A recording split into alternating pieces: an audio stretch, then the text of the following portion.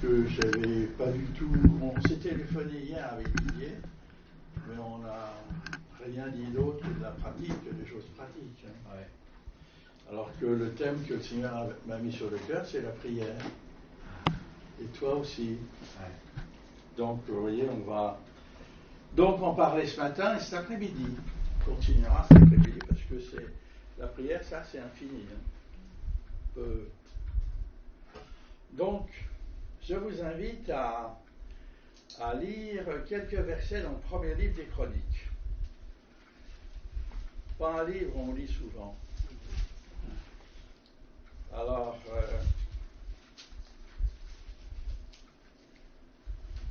pour Florence, c'est à la page 290. Merci. Quel chapitre? Chapitre 1 Hein? Au début, chapitre 1. Alors, le chapitre 16, 1 Chronique, chapitre 16, et du verset 7, on ne peut pas tout lire, du verset 7 à 12. C'est tout un chapitre consacré à l'organisation du culte quand le tabernacle a été dressé à Jérusalem. Donc, c'est là que le roi David va organiser le culte. C'est donc un petit morceau de toute sa grande prédication qu'il a fait à ce moment-là. Alors, c'est chapitre 16, verset 7. On y est?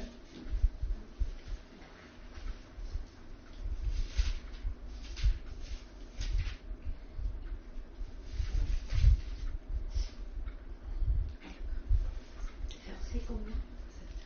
Voilà, c'est ce jour-là que David chargea pour la première fois Asaph et ses frères de célébrer les louanges de l'Éternel.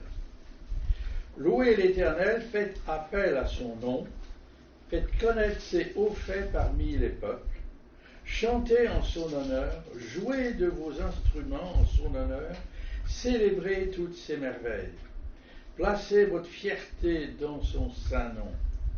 Que le cœur de ceux qui cherchent l'Éternel se réjouisse. Ayez recours à l'Éternel et à sa force. Recherchez constamment sa présence. Souvenez-vous des merveilles qu'il a accomplies, de ses miracles, de ses jugements. Et on va arrêter là. Et puis on va poursuivre dans une autre lecture dans le psaume, mais cette fois-ci le psaume 27. On ne va pas tout lire non plus, on va lire du verset 7 à 11.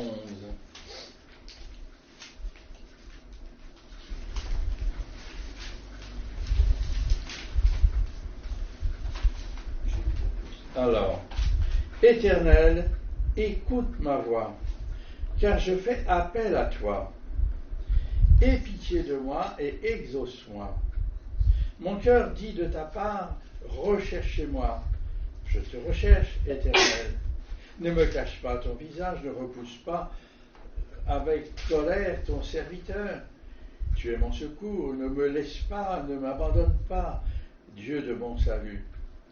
Même si mon père et ma mère viennent à m'abandonner, l'Éternel m'accueillera. Éternel, enseigne-moi la voie, conduis-moi sur le sentier de la droiture. Et on arrête là. Alors, vous voyez, première partie, c'est des grandes règles générales. Et la deuxième lecture qu'on a faite, c'est une prière beaucoup plus particulière et beaucoup plus personnelle. Alors, la prière, c'est quelque chose qui est inné à l'homme et à la femme qui est né de nouveau. Oh, tout le monde prie. Même ceux qui ne sont pas chrétiens, ils prient. Hein? Ils ont des moments dans la vie où ils prient et parfois Dieu entend. Et parfois Dieu répond. Mais c'est une démarque de la nouvelle naissance de prier. C'est un fruit, n'est-ce pas, comme le plaisir de lire la Bible, comme de témoigner de sa foi, comme de vivre comme cela ensemble. La prière, c'est un fruit de la vie nouvelle. Et c'est de cette prière-là qu'on a besoin et qu'on va un peu parler ce ce matin et cet après-midi. Vous voyez, la prière, c'est l'expression de la vie nouvelle. Elle nous habite, cette vie nouvelle, et elle va s'exprimer par un dialogue qu'on va entretenir avec Dieu le Père. C'est notre Père, donc on va, et lui aussi va nous parler. Donc, vous voyez, il faut arriver à se mettre sur la bonne longueur d'onde, pour qu'il y ait une communication et qu'on reconnaisse sa voix parmi toutes les voix qu'on entend, parce qu'on en entend des voix. Et la prière, c'est toujours, même quand on est en groupe, c'est toujours une relation intime et personnelle entre nous et Dieu, même quand on est ensemble. C'est pour ça que le Seigneur dit en Matthieu 6,6, quand tu pries, entre dans ta chambre, ferme ta porte et prie ton Père qui est là dans le lieu secret, qui voit dans le secret et te le rendra. Donc, ce qui veut dire que c'est une relation intime de père à enfant, à fils et à fille. La prière, c'est cela. Alors, ce qui importe le plus, c'est l'attitude et l'esprit avec lequel on va prier. C'est ça c'est très important. L'attitude, vous voyez, et l'esprit. Parce que quand on s'approche de Dieu, c'est comme si on s'approche de quelqu'un et on va lui parler en face. On ne va pas lui parler comme ça, il est là, on ne va pas lui parler comme ça. On va en face. Et c'est ce que Dieu veut, une relation face à face. Et nos prières tapent dans le vide parce que, on n'est pas toujours en face. On ne se met pas toujours en face de Dieu. Alors on a des prières qui sonnent mal, on n'a pas de réponse. On a l'impression qu'on est dans le vide parce que, vous voyez, on n'est pas dans cette relation, on n'est pas sur la bonne longueur d'onde. Quand les disciples se sont aperçus de ça, après quelque temps qu'ils aient vécu avec le Seigneur, c'est Matthieu ou Luc qui nous relate ça, ils ont vu que lui, il avait, quand il priait, une relation avec son Père. Mais eux, non. Alors ils lui ont dit un jour, Seigneur, apprends-nous à prier. Apprends-nous à prier. Et il leur a donné un enseignement que nous, on appelle le Notre Père. Il leur a donné cet enseignement. Alors on va un peu méditer sur tout cela, et puis on va commencer par ce que n'est pas la prière, la mauvaise attitude. Vous voyez, la mauvaise attitude que nous avons quand on prie. On va commencer par là, pour arriver, j'espère, à la bonne attitude. Alors la prière, c'est pas la rencontre de deux copains, ni de deux camarades. Pas du tout. Je l'ai vu combien de fois avec les jeunes, et même des fois avec des bien moins jeunes. Voilà, c'est mon copain, Dieu. Ben non. Bonjour. Ben, mettez-vous là, là-bas. Mettez-vous là.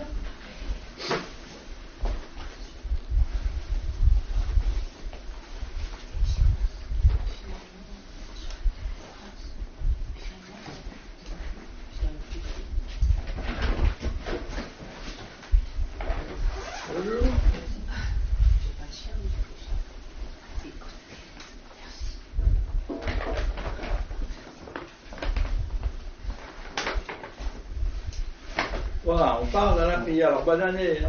Merci. Bonne année. On parle de la prière. Alors, on a fait tout un petit préambule, on en est à ce que ce n'est pas la prière. Ce qui est pas bon. Et ce qui est pas bon, c'est que c'est d'avoir une attitude quand on prie, de dire, ben voilà, je suis avec un ami, un bon ami, et voilà, je vais pouvoir lui parler, un copain, et puis ça va marcher. Eh ben non, parce que Dieu est 3 fois saint. Ça ne marche pas, on n'est pas dans la bonne attitude, on n'est pas dans la bonne position. C'est pas non plus la rencontre d'un bienfaiteur avec un mendiant qui s'imagine que Dieu est comme un riche, un très riche, là, et qu'on va lui faire bouger une corde sensible et il va nous donner. C'est pas du tout ça la prière. C'est pas non plus la relation d'un chef avec un subordonné, et qui, bien que le Seigneur soit à la tête de l'Église et Dieu le Père, l'Éternel des armées, hein, ça n'a rien à voir cela. Parce qu'un subordonné ne sait pas, il n'y a pas de relation entre un subordonné et un supérieur, il y a des relations froides. Lorsque Dieu veut avec nous, c'est une relation de choses, une relation de chaleur, une relation d'intimité. Donc c'est pas cette attitude-là qui est bonne non plus. C'est pas non plus nous qui sommes prêts à dire à Dieu, voilà, c'est ça qu'il faut que tu fasses, premièrement, deuxièmement, troisièmement, et si tu fais ça, tu vas voir, ça va marcher. On n'est pas là à donner des ordres à Dieu. Pas du tout. Pas du tout. Et il n'est pas là pour exécuter ce que nous voudrions. Pas du tout. C'est pas non plus, vous voyez, la rencontre d'un père indulgent avec des enfants capricieux qui s'attendent à être toujours en bonne relation avec leur père parce que il est gentil, tellement gentil que tout ça, ça va bien se passer. Mais c'est pas vrai. C'est pas vrai, c'est pas comme ça. La recherche de la face de Dieu, parce que quand on prie, on rentre dans la prière. Vous voyez, on rentre dans un mouvement spirituel. La prière, c'est une relation spirituelle, c'est un acte spirituel. Alors, en fait, ça repose sur 3 bases, la prière. La première, c'est la rencontre de la créature que nous sommes avec son Créateur. Parce que si on est là, si on hésite, c'est parce qu'il l'a voulu. Vous voyez, c'est la rencontre de la créature avec celui qui tient le monde dans sa main et notre vie dans sa main. Deuxièmement, c'est la rencontre d'un pécheur racheté par le sang de Jésus, donc pas racheté n'importe comment ni avec n'importe quoi, avec le sang de Jésus, ce qui est le plus précieux aux yeux de Dieu, n'est-ce pas? Et la rencontre donc de ce pécheur racheté avec un Dieu juste et saint. Donc, vous voyez la relation qu'il y a. Et le troisième pilier, c'est la relation de l'enfant bien-aimé avec un Père céleste qui l'aime. C'est sur ces 3 bases-là que repose la prière. Alors, vous vous souvenez quand Dieu s'est révélé à Moïse? Alors, c'est l'épisode du buisson ardent. Quand Moïse s'approche du buisson pour voir qu'est-ce qui se passe, il entend une voix qui lui dit « Moïse, déchausse-toi, tu es sur un terrain sacré, j'ai à te parler. » C'est comme ça la prière. Vous voyez, on rentre dans un moment sacré quand on prie. C'est pas n'importe quoi, c'est pas n'importe quel moment. C'est un moment particulier parce que Dieu est là, tout près de nous, tout près de nous. Et il veut une relation avec nous. Alors, on dit le premier pilier, c'est la rencontre de la créature avec son Créateur. Alors, il faut accepter qu'on est des créatures, petites et fragiles. Il faut l'accepter, cela. Et qu'il y a donc une distance énorme entre nous, créatures, qui vivons là sur la terre, et notre Dieu qui vit dans les cieux. Une distance énorme qu'on ne peut pas franchir. Il faut être conscient de cette disproportion. Il faut être conscient que on est,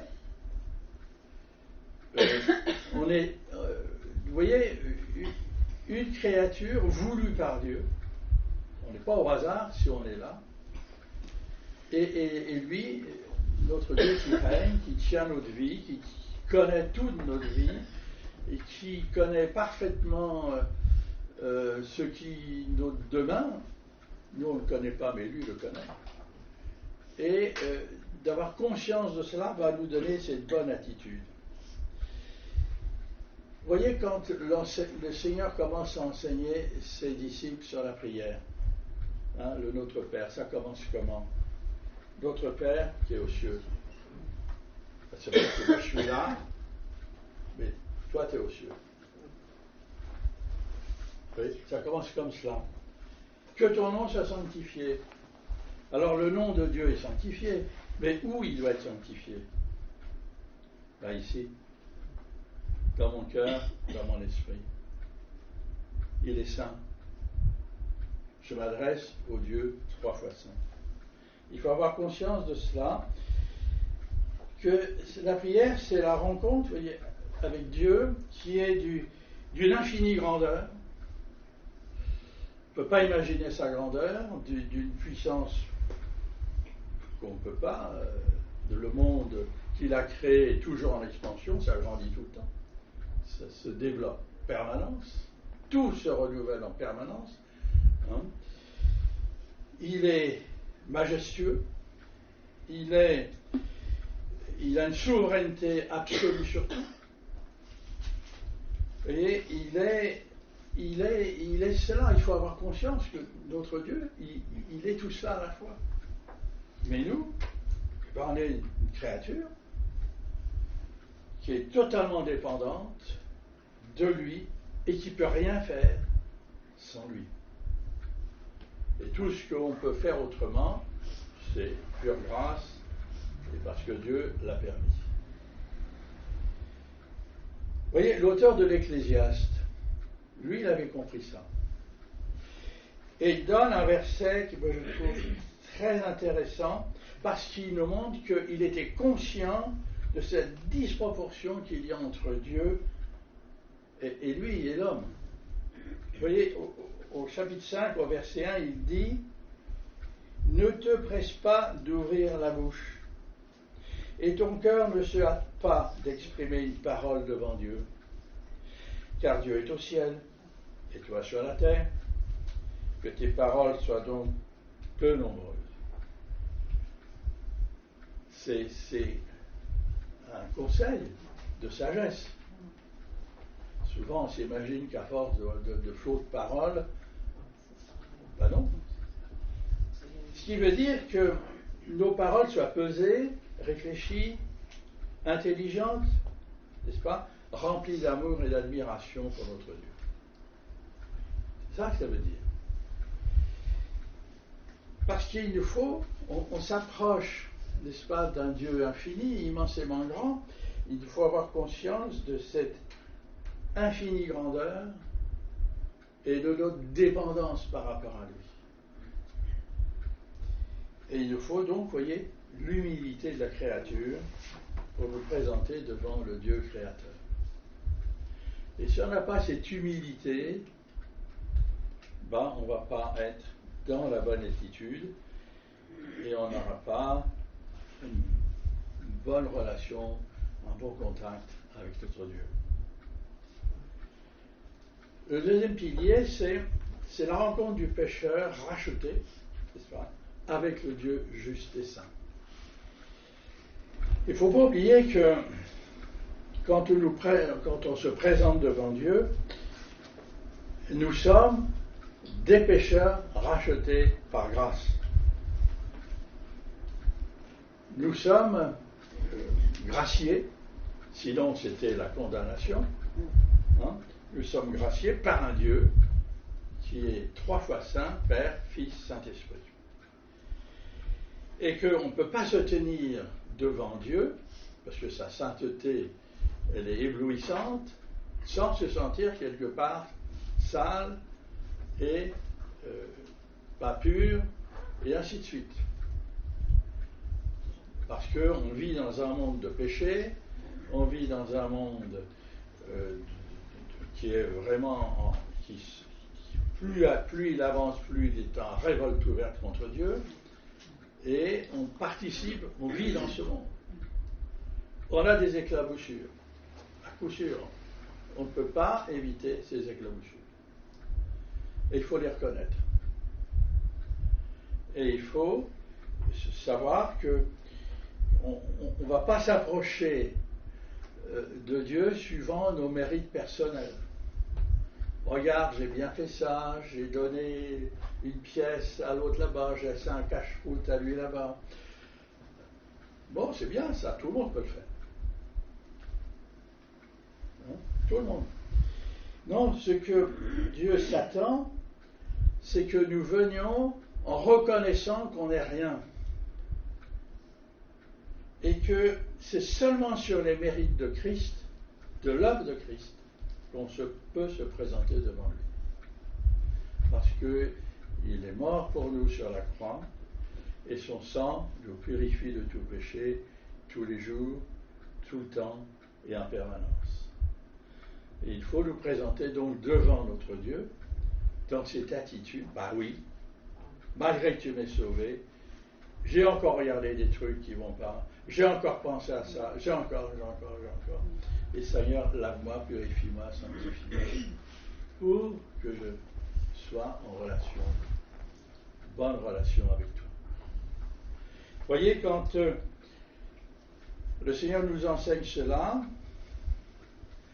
c'est l'histoire du pharisien, du collecteur d'impôts qui se présente au temple. On va le lire. C'est en Luc 18. C'est quelle page? Luc 18. Luc 18. Et verset 9.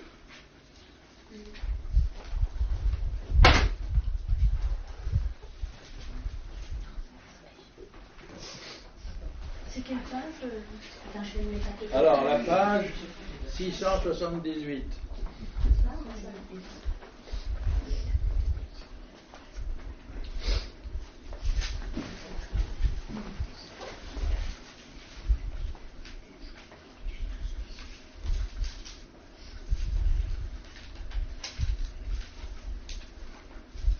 C'est bon? En verset 9. Il dit cette parabole à l'intention de certaines personnes qui étaient convaincues d'être justes et qui méprisaient les autres. Vous voyez, ça c'est la mauvaise attitude. 2 hommes montèrent au temple pour prier. L'un était un pharisien, l'autre un collecteur d'impôts. Donc à l'époque, les collecteurs d'impôts, c'était des gens qui récoltaient de l'argent pour les Romains. Donc ils étaient très très mal vus. Le pharisien debout faisait cette prière en lui-même. Ô Dieu, je te remercie de ce que je ne suis pas comme les autres hommes qui sont voleurs, injustes, adultères, ou même comme ce collecteur d'impôts. Je jeûne 2 fois par semaine et je donne la dîme de tous mes revenus. Et le collecteur d'impôts, lui, se tenait à distance et n'osait même pas lever les yeux au ciel. Mais il se frappait la poitrine en disant « Ô Dieu, aie pitié de moi, qui suis un pécheur. » Je vous le dis, lorsque ce dernier descendit chez lui, il était considéré comme juste, mais pas le pharisien.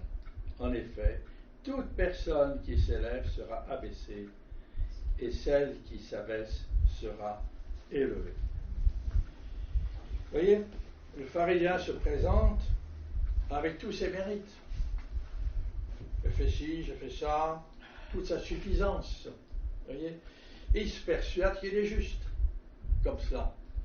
Ah, il peut le faire parce que Dieu n'est pas avec lui, il n'est pas là. Ah, il peut dire tout ce qu'il veut.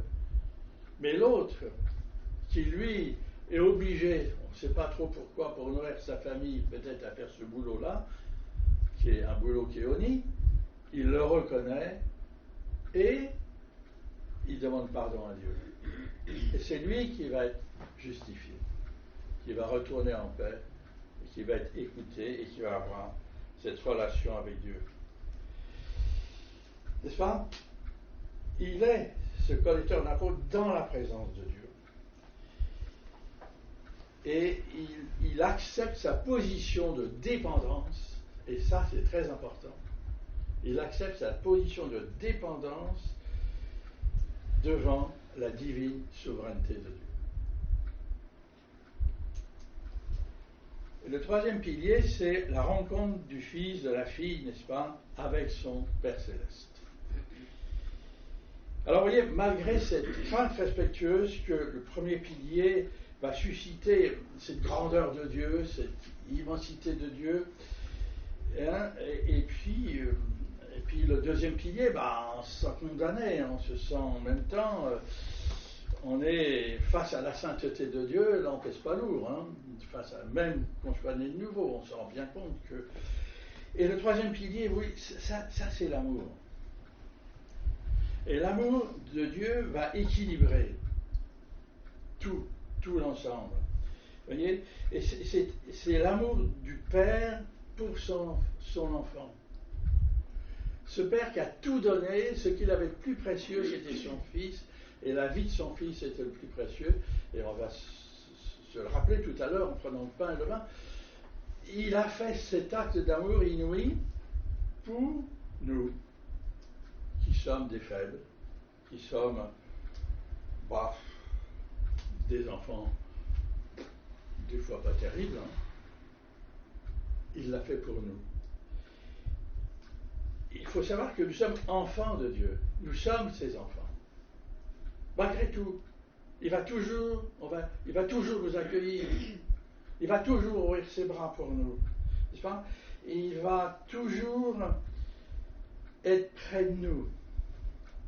Quoi qu'on fasse, quoi qu'on vive, il ne nous abandonnera pas. Nous sommes gravés sur les mains de son Fils. Vous voyez? Et cette attitude va développer chez nous, n'est-ce pas, un sentiment de filialité qui va nous pousser à reconnaître notre Dieu comme notre Père. Vous savez, c'est ce que l'apôtre Paul dit en Romains 8,15. Il dit, vous n'avez pas reçu un esprit de servitude pour être encore dans la crainte, mais vous avez reçu un esprit d'adoption par lequel nous crions Abba Père. On est adopté, on est de la famille de Dieu, on est du nouveau corps qui se prépare pour l'éternité. Vous voyez, on est, et ça c'est l'œuvre de l'amour de Dieu. Et c'est là, dans le sacrifice parfait du Seigneur, qu'on se retrouve avec notre céleste Père. Vous voyez, il faut savoir que l'amour ne va pas germer dans notre cœur sur le terrain du devoir, ni sur le terrain de la revendication. Pas du tout. Mais c'est sur celui de la gratuité de la grâce que l'amour va germer. Et notre relation va s'établir avec notre Dieu. Alors il faut que vous voyez, quand on se présente devant Dieu, c'est avec reconnaissance. Je l'ai entendu tout à l'heure, hein, il y a eu des prières de reconnaissance. Hein. C'est sur de la reconnaissance, c'est sur de l'admiration. On l'admire, ce Père céleste. On l'aime. Et pour nous, ça devient une joie d'avoir cette relation, parce que on en a bavé quand même quand on n'était pas chrétien. Mais maintenant, on vit dans la paix. La paix, elle est là. Cet amour qu'il nous donne nous fait respirer paisiblement. On envisage la vie autrement que dans la crainte. Avant, c'était la crainte. Demain, je ne sais pas. Mais nous, on sait demain où on va. Vous voyez? Donc, ce qui nous va nous permettre de découvrir qu'en nous, Dieu met son empreinte. Et son empreinte, c'est de l'amour. C'est ce que Paul dit en 2 Corinthiens 4, 6. Dieu qui a dit, la lumière brillera du sein des ténèbres, il a fait briller la lumière dans nos cœurs pour faire resplendir la connaissance de sa gloire. C'est ça que ça veut dire, ce verset. Ce cœur qui était dans les ténèbres, qui faisait n'importe quoi, eh bien, la lumière de Dieu, donc l'amour de Dieu est venu en lui par la nouvelle naissance, et maintenant, nos cœurs resplendissent de la présence de Dieu. Et nos vies doivent être comme ça, doivent resplendir de la présence de Dieu. Et notre Seigneur, bien sûr, il est cette lumière qui brille, que le Saint-Esprit alimente constamment. Constamment, le Saint-Esprit est vivant en nous et nous fait briller donc de la lumière de Christ. Vous voyez, c'est tout ça la prière. C'est tout cet ensemble qui fait qu'on peut avoir une vraie relation avec notre Dieu. Alors, comment ça se passe pratiquement? Alors, on a l'exemple du Seigneur, bien sûr, qui nous a rapporté dans les évangiles. Alors, on sait que le Seigneur priait beaucoup et il louait son Père. On a l'impression, si vous regardez toutes les prières, toutes les fois que dans les évangiles, c'est souvent qu'on voit que Jésus est en relation avec son Père.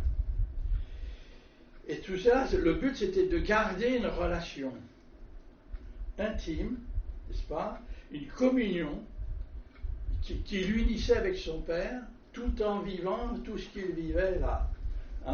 Les attaques contre lui, les miracles qu'il faisait, les foules qu'il enseignait. On se rend compte qu'il est toujours en relation avec son Père. Il dit, Jean 10:30, moi et le Père, nous sommes un.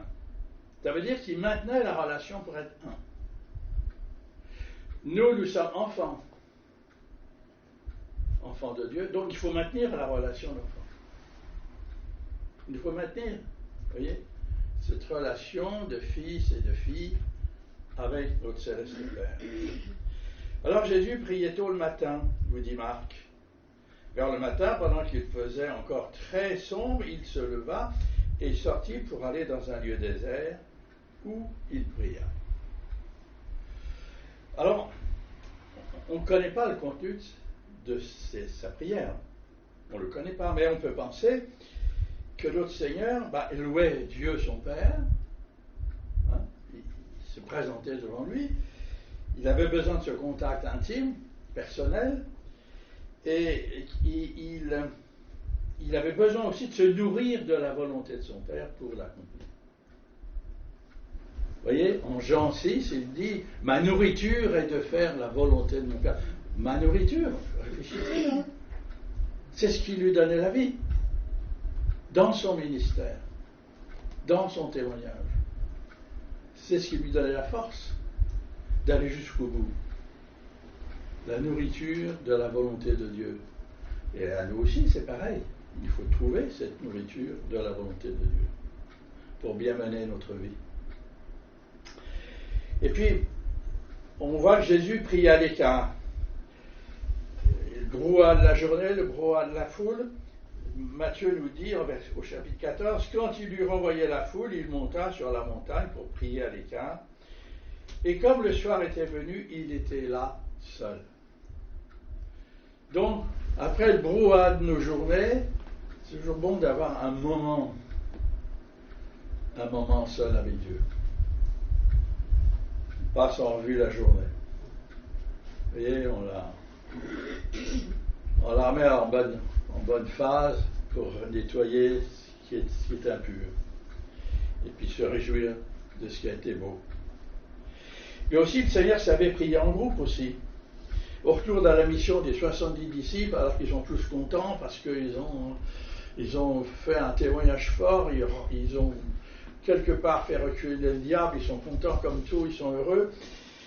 Et en ce moment même, Jésus tressaillit de joie par le Saint-Esprit. Il dit, je te loue, Père, Seigneur du ciel et de la terre, de ce que tu as caché ces choses aux sages et aux intelligents, et de ce que tu les as révélées aux enfants.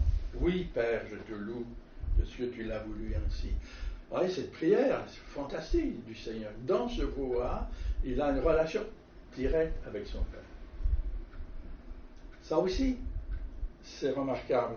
N'est-ce pas? Parce que ça nous montre que Jésus priait à chaque occasion, il était en relation, il maintenait cette relation en permanence avec son Père, et cette relation animait tout ce qu'il faisait. Et c'est en cela qu'il était différent de tous les autres hommes. Alors qu'est-ce que nous recommande l'apôtre Paul? Pas de faire pareil. Hein? Il lui dit aux Thessaloniciens 3 mots. Priez sans cesse. Ne coupez pas le fil. C'est ça que ça veut dire, rester en relation. En Romains et aux Colossiens, il dit persévérer dans la prière. Donc, vous voyez, il faut maintenir cette relation avec Dieu. Au Éphésiens 6, il dit faites en tout temps par l'Esprit toutes sortes de prières et de supplications. Veillez à cela avec une entière persévérance et priez pour tous les saints. Alors, ça veut dire que quelles que soient les circonstances que nous vivons, veillons à garder cette intimité avec notre Père sur les bases toujours d'une rencontre authentique. Veillons à cela. Vous vous souvenez? Nous sommes des créatures devant notre Créateur. Et c'est ce qui va nous conduire à l'humilité. Pas l'humilité, pas de relation avec Dieu. Parce que Dieu résiste aux orgueilleux. C'est dans l'humilité, dans la simplicité, n'est-ce pas, que Dieu va nous parler. Le deuxième pilier, c'est du pécheur racheté par le sang de Christ devant le Dieu juste et saint. Ça veut dire qu'il ne supporte pas le péché, ne supporte pas ce qui est de travers. Et ça veut dire aussi que nous sommes dépendants de la grâce de Dieu pour rester purs, pour garder cette relation. On est dépendant de la grâce de Dieu, donc il faut toujours venir. Seigneur, regarde, vous voyez, le collecteur d'impôts, c'était la fin de sa journée sûrement, il avait, à coup sûr, c'était la règle, voler du monde, il venait en demander pardon. Il ne pouvait pas faire autrement aussi, il fallait nourrir la famille. Et puis le troisième pilier, c'est celui de l'enfant bien-aimé devant son père. Et qu'est-ce qu'on fait quand on est gamin devant son père? On l'admire. Mon père, c'est le plus beau, c'est le plus grand, c'est le plus fort. C'est comme ça qu'il nous faut cette attitude. Notre Dieu, c'est le plus grand. Absolument de tout. N'est-ce pas? C'est lui qui m'aime. Et je suis aimé par lui alors. Je peux tout faire. Attention. Pas n'importe quoi. Selon sa pensée et selon sa volonté qu'il a préparée pour nous. Vous voyez? Alors, comment on va arriver à établir cette relation? Alors, il y a une expression moderne là, qui vient de je ne sais pas où, c'est le lâcher-prise. Le lâcher-prise. Il faut lâcher prise avec notre vie. Il faut arrêter de vouloir la conduire. De dire qu'on sait tout alors qu'on ne sait pas grand-chose. Il faut laisser le Seigneur conduire notre vie. Il faut laisser le Seigneur faire dans notre vie son œuvre. Et il va le faire. Il va le faire. On avait au début de l'Église de la Nation un hindou qui venait. Il disait, mais moi, j'ai jamais d'argent dans mes poches, et Dieu me conduit, et j'avance. Alors, on lui disait quand même, mais comment tu fais? Il me dit, j'ai besoin d'aller au coiffeur, je vais prier, Seigneur, faut que j'aille au coiffeur, je suis plus beau maintenant. Bah, il disait, bah, prends le taxi là. Et je prenais le taxi et puis je parlais avec lui. Puis arrivé au bout de la course, ah monsieur, je vous remercie de ce que vous m'avez dit. Allez, c'est gratuit. Vous voyez, il vivait comme ça, cet homme. Ça nous avait marqué. Hein. Ça, on peut vivre comme ça. Alors, c'est vrai, moi j'ai vécu quelques trucs comme ça. Mais c'est vrai, c'est vrai. Et c'est dommage qu'on ne se laisse pas prendre par l'amour de Dieu et l'Esprit de Dieu pour en vivre plus. Parce qu'on va tout de suite commander, hein. On va tout de suite décider, on va tout de suite diriger. Non, il faut lâcher prise. Il faut laisser faire le Seigneur et il va nous conduire. C'est ce que nous dit grosso modo Paul au Romains 8, 26. Il nous dit, de même aussi l'Esprit nous aide dans notre faiblesse. Car nous ne savons pas ce qu'il nous convient de demander dans nos prières. Mais l'Esprit lui-même intercède par des soupirs inexprimables. Alors les soupirs inexprimables, vous voyez, c'est ce qui monte de l'intérieur. Et puis ça arrive là. Ça c'est le mouvement de l'Esprit. Et pour que ça puisse fonctionner, bah, il faut lâcher prise. Sinon ça ne marche pas. Si là on est en train de monter des robinets sur la conduite d'eau alors que c'est une source, bah, ça ne coule plus au bout d'un moment. Ne plus avoir peur et avoir confiance. Bah voilà. Voilà. C'est dur. Oui. Oui. Bah, lâcher prise, quoi. Mais c'est lâcher prise, ouais. C'est ce que les psys disent à toute notre population autour, là, ils sont en train de faire la grève, on ne sait pas indéfiniment, alors que dans 40 ans, on ne sait pas comment on sera. Ça ne va plus, là. C'est pas. Alors, vous voyez, je n'ai pas fini le verset, mais celui qui intercède par des soupirs inexprimables et celui qui sonde les cœurs connaît quelle est l'aspiration de l'esprit, parce que c'est selon Dieu qu'il intercède en faveur des saints. Donc, oui, c'est ça que ce verset veut nous dire. Vous avez compris? C'est comme ça que le Seigneur va nous conduire par son bon esprit, et ça nous conduira en même temps à la plénitude du Saint-Esprit. Ça nous conduira dans cette relation intime, et bien sûr, c'est une relation qu'il nous faut entretenir, il faut persévérer, et c'est ce que le Seigneur attend de nous. Vous voyez, cette prière comme cela, eh bien, c'est l'expression la plus adaptée que nous pouvons vivre. Ça, on peut le vivre. Ce n'est pas des choses impossibles qu'on ne peut pas vivre. On peut le vivre, si on le veut. Et Dieu est prêt, n'est-ce pas, à vivre ce moment avec nous, et il le désire. Et à ce moment-là, nos prières deviennent un parfum agréable pour Dieu. Vous voyez, ce parfum agréable, pour un père, c'est quand ses enfants lui disent « merci » ou « je t'aime » ou « c'est bien ». À ce moment-là, il y a une relation profonde qu'il y a même avec nos enfants. C'est comme ça que ça marche aussi. Et quand on est parent, on l'attend de nos enfants, qu'un jour ils nous disent merci pour tout ce qu'on a fait, hein, quand même. Vous voyez, et ça, on peut le vivre avec notre Dieu. Et ça devient à ce moment-là un parfum agréable à Dieu. Et notre prière, vous voyez, elle prend toute une dimension, et ça va montrer à ce moment-là à notre Céleste Père qu'il a la première place dans nos cœurs.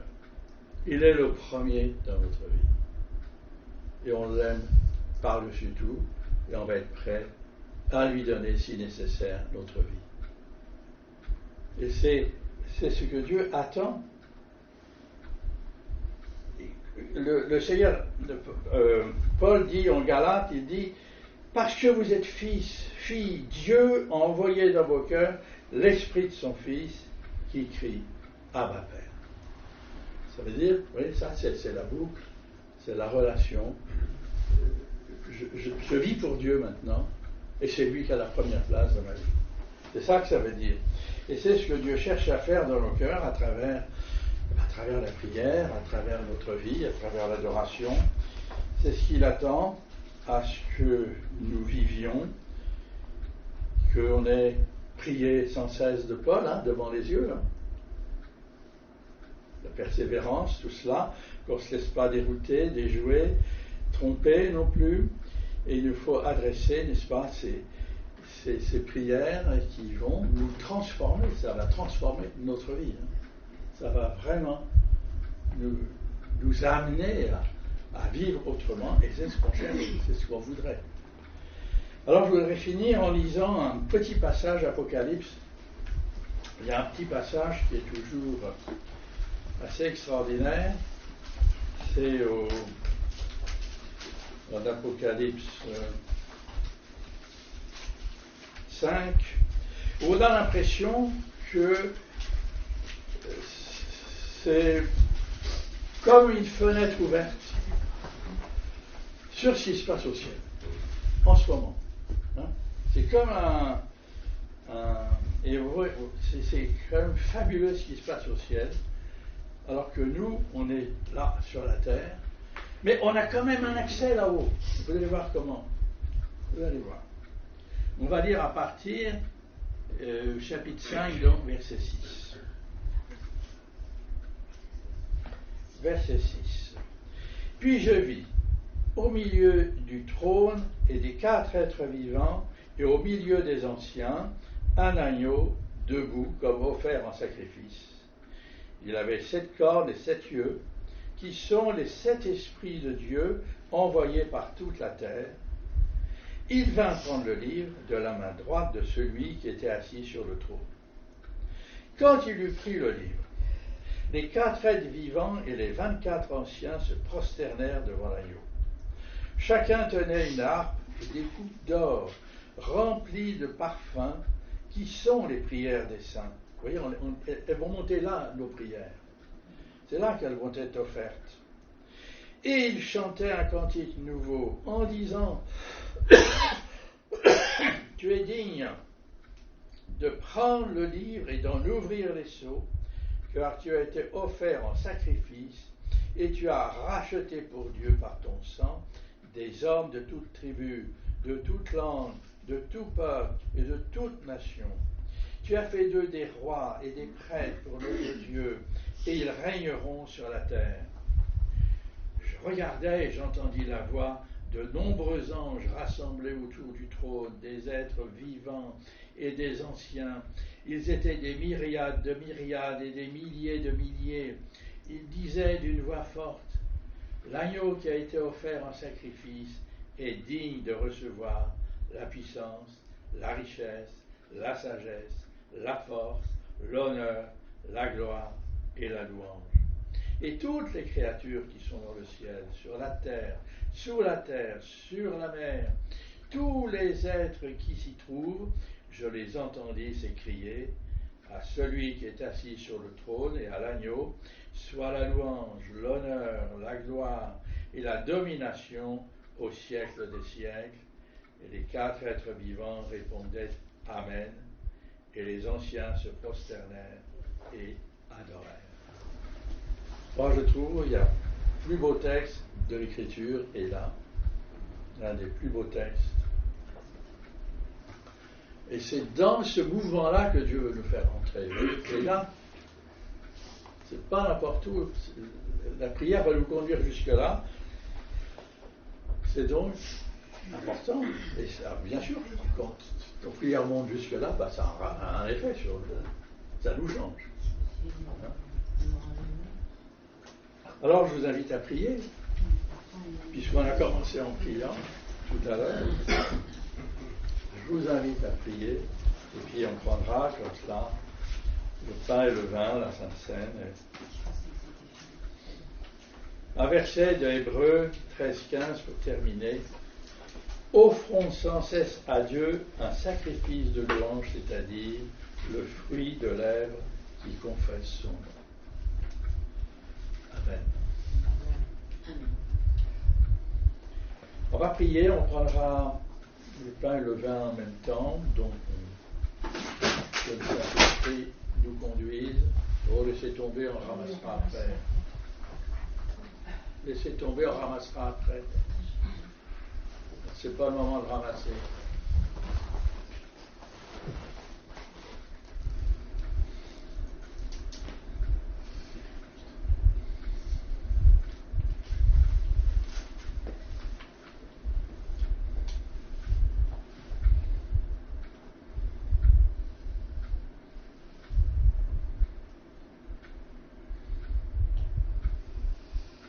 Père, merci à ton serviteur pour ta parole, ton enseignement qui nous nourrit jour après jour. Nous avons tant besoin de ta parole pour avancer. Et c'est la nourriture la plus importante après manger, boire, parler. Car c'est de cette parole que tout le reste aboutit et prend forme. Alors, merci de nous aider à être vigilants à ton enseignement, à discerner ta parole, à ne pas mal l'interpréter comme tu veux qu'elle soit. Et aide-nous à être tes serviteurs obéissants. Merci encore à Gilbert de nous transmettre si merveilleusement le message, ton message, car tout s'éclaircit et la lumière jaillit. Merci de poser ta main sur chacun d'entre nous. Tu connais nos joies, tu connais nos peines, tu connais nos souffrances, mais nous voulons rester tes enfants. Alors, merci de nous restaurer et de nous aider jour après jour à avancer pas à pas vers toi. Je bénis mon frère Jésus, mon doux Jésus, qui a tout accompli, qui a tout fait, qui s'est sacrifié, tellement il nous aime, tellement il déborde d'amour, tellement il est lumière. Alors je veux lui louer, lui rendre grâce. Et c'est en son honneur que nous allons manger ce pain et boire ce vin, afin d'être remplis de lui symboliquement et de nous, que cet acte ne nous fasse jamais oublier qu'il nous a tout donné. Je t'aime, Jésus. Amen. Amen. Cette page noire des jours de ma vie, où j'étais si loin de toi, où tout était nuit, cette page noire, Seigneur, tu l'as déchirée, le jour où mon cœur t'a dit, Jésus, j'ai compris, je me donne tout à toi, je me donne tout à toi et j'avance par la foi. Merci pour ton sacrifice qui nous donne la vie. Amen. Amen.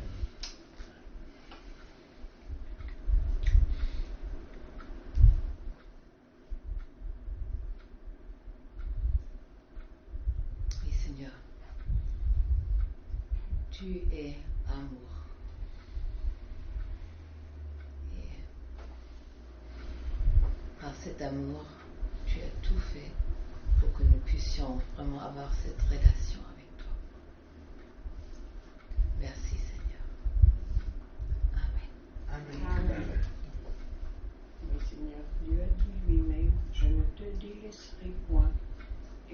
t'abandonnerai point. Et je veux te dire merci, Seigneur, pour les prières que nous pouvons t'adresser, Seigneur. Nous soumettre à toi, nous soumettre à l'obéissance, Seigneur, de ta parole, Seigneur, de ton enseignement.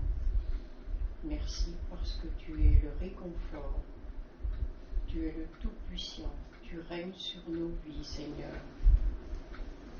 Et comment ne pas te louer pour cet amour indéfini, Seigneur, pour chacun de nous.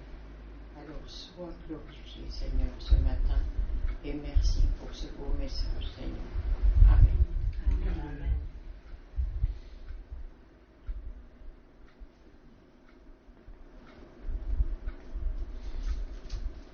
En entrant dans le monde, Christ dit, « Tu n'as voulu ni sacrifice ni offrande, mais tu m'as formé un corps. Tu n'as accepté ni holocauste ni sacrifice pour le péché. Alors j'ai dit, me voici, je viens. Dans le rouleau du livre, il est écrit à mon sujet, pour faire, ô Dieu, ta volonté. » Et puis un peu plus loin, et c'est en raison de cette volonté que nous avons été rendus saints par l'offrande du corps de Jésus-Christ, une fois pour toutes.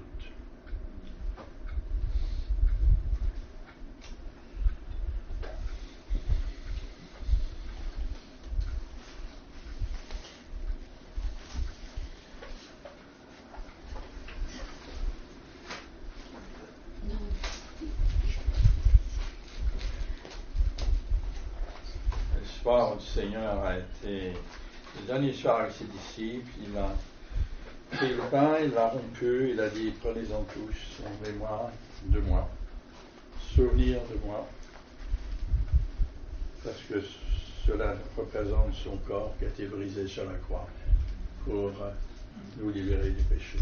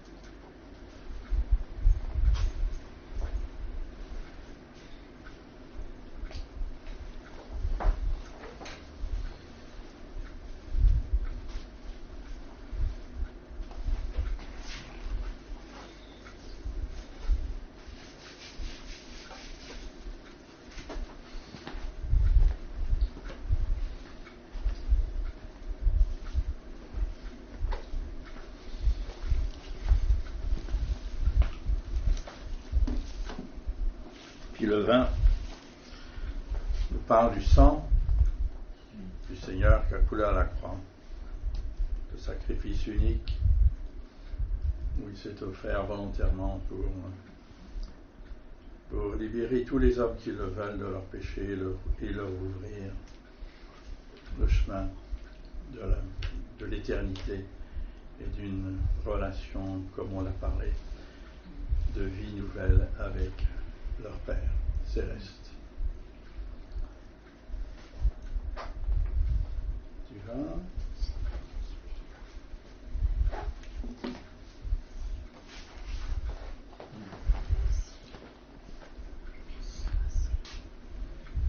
Du vin ou du jus de fruits?